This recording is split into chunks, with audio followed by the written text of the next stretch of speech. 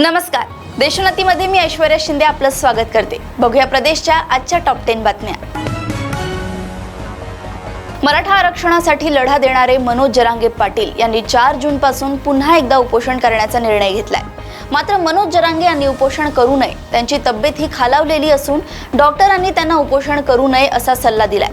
मनोज जरांगे पाटील यांनी मराठा बांधवांना रस्त्यावर उतरून आंदोलन करण्याचा आदेश द्यावा, आम्ही त्यांच्या पाठीमागे आहोत अशी भूमिका अहमदनगर येथील मराठा कार्यकर्त्यांनी घेतली आहे।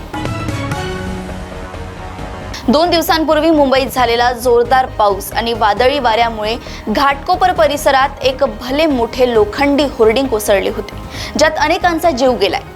आज होर्डिंगच्या एका लोखंडी गर्डरच्या खाली लाल रंगाची गाडी अडकून पडलेली दिसली, ज्यात एक महिला व एक पुरुष असल्याचा अंदाज होता। होर्डिंगच्या ढिगाऱ्याखाली आणखी नेमके किती लोक अडकून पडले आहे याबद्दल प्रशासनाला कोणतीही माहिती नाही।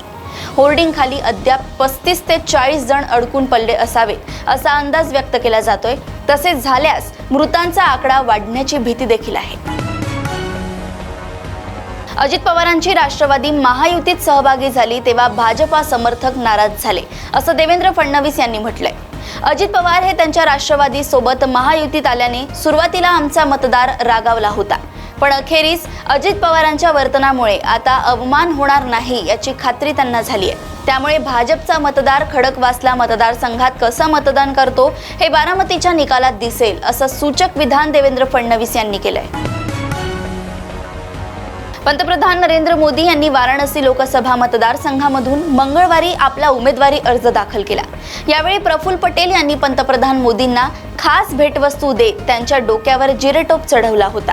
मात्र या जिरेटोपावरून नवीन वादाला तोंड फुटले होते। यावर प्रफुल्ल पटेल यांनी स्पष्टीकरण दिले। हिंदवी स्वराज्याचे संस्थापक युगपुरुष छत्रपती शिवाजी महाराज हे आमचे आराध्य दैवत आणि प्रेरणास्थान आहेत। त्यांच्या आदर्शांवर व लोककल्याणाच्या मार्गावर मार्गक्रमण करण्यासाठी आम्ही कटिबद्ध आहोत। छत्रपती शिवाजी महाराज यांचा अपमान होईल अशी कोणतीही गोष्ट कधी मनातही येऊ शकत नाही, यामुळे काळजी घेऊ असं प्रफुल्ल पटेल यांनी म्हटलंय। प्रेम विवाहाला नकार दिल्याने चंद्रपूर जिल्ह्यात वाघाच्या शिकारीचे एक प्रकरण उघडकीस आल्याचा अजब आणि तितकाच रंजक प्रकार समोर आलाय। मूल तालुक्यातील उथळपेठ येथील ही घटना असून गावातील एका मुलाचे आणि मुलीचे प्रेमसंबंध होते। त्यामुळे मुलाच्या वडिलांनी रितसर मुलीच्या वडिलांकडे जाऊन लग्नाची मागणी घातली, मात्र मुलीच्या वडिलांनी या लग्नासाठी नकार दिला। सोबतच मुलगा आणि त्याच्या वडिलांविरोधात मुलीला त्रास देत असल्याची पोलिसात तक्रार दाखल केली। या प्रकारामुळे संतप्त मुलाच्या वडिलाने मुलीच्या वडिलाने 6 महिन्यांपूर्वी केलेल्या वाघाच्या एका शिकारीचे प्रकरण उघडकीस आणले आहे। या बातमीमुळे वन विभागासह परिसरात एकच खळबळ उडाली आहे। सांगलीच्या जागेबाबत महाविकास आघाडीने निर्णय घेण्यास घाई केली अशी खंत काँग्रेस आमदार विश्वजित कदम यांनी पुन्हा एकदा बोलून दाखवली आहे। आम्हाला विश्वासात घ्यायला हवं होतं, आम्ही सांगलीचे वाघ आहोत हे एका रात्रीत हे विधान आलं नाही। सांगली जिल्ह्यात आम्ही वर्षानुवर्षे काम करत आहोत, जनतेच्या सुखदुःखात सहभागी होतो।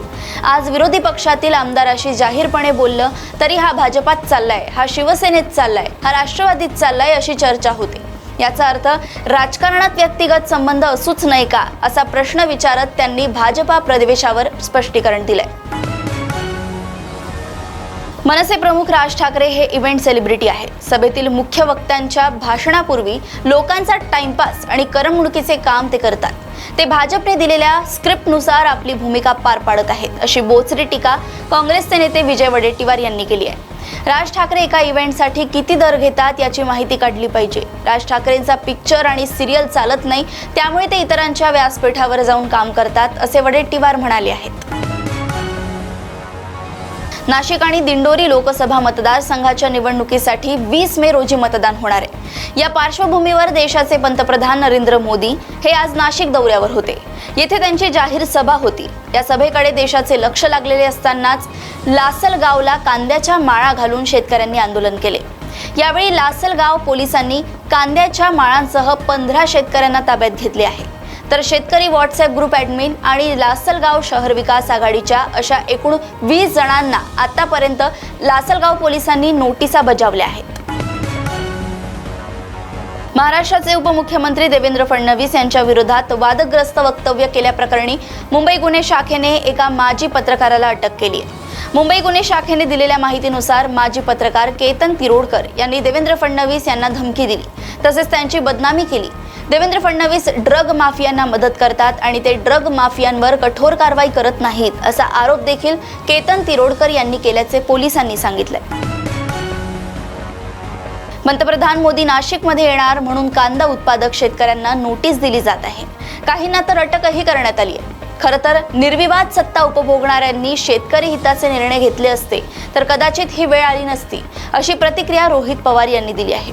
तसेच मुख्यमंत्री एकनाथ शिंदे, उपमुख्यमंत्री देवेंद्र फडणवीस आणि उपमुख्यमंत्री अजित पवार यांच्यात हिंमत असेल तर त्यांनी कांद्याची माळ घालून पंतप्रधान मोदी यांचे स्वागत करावे, असं आव्हानही रोहित पवार यांनी दिलंय।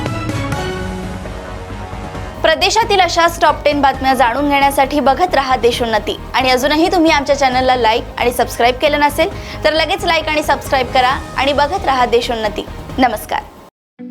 ठळक घडामोडींसाठी देशोन्नती न्यूज चॅनलला सबस्क्राईब करा आणि बेल आयकॉन प्रेस करा।